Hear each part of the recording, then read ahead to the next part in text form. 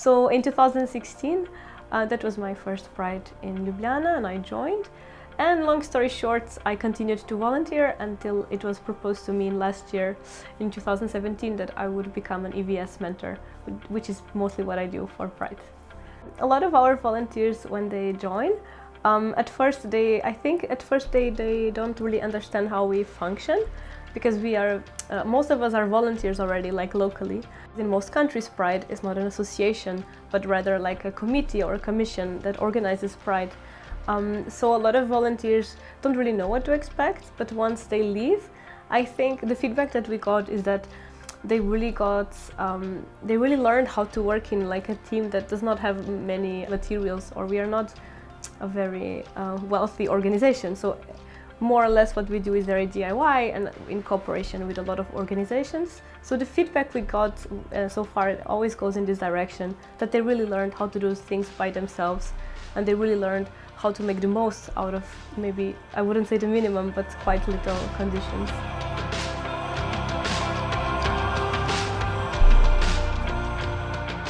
I like to work with the people, and I like to work with the human rights. Basically that was easy for me to find the organization in Finland, and from there then I find it like also that opportunity to do the same work that I like to do in Finland, the approach. So yeah, of course it's like always nice to kind of learn about new ways and it's always different with the law and all those stuff when you go different countries. So it was challenging, but that's why I'm here. This Pride theme is intersectionality.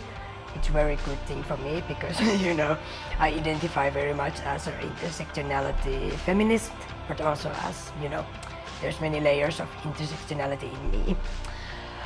So Simon asked that I could do here recommendations, like in general, for every organization that is here, how to be more inclusive towards different intersectionality and different aspects of identities. First, it was the most about how to be more inclusive towards different abilities. And I was like, okay, but then it got wider. Like, yeah, but you can also include like different ethnicities, different reliefs and beliefs, and different kind of that. So I was like, okay, I can do, because I have a lot of knowledge about these things. Of course, I'm not representing all of those, but you know, like, I have studied these things and I identify myself as an activist.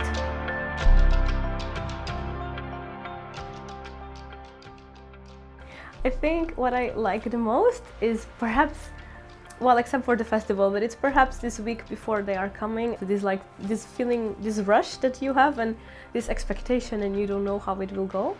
And then once they are here, I really like to get to know them, and it's nice to look back, and I can imagine it will happen this year, to look back and see, oh, it was so nice how we were not so confident with each other, and then how far we came in just a month. I think that's my favorite.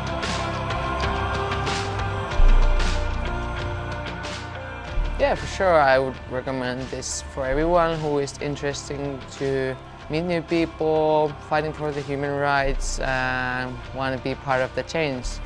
So yeah, like you get opportunity to travel.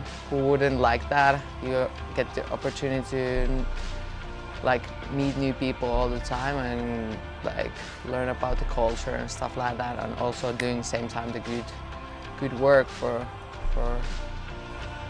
the world, so why not?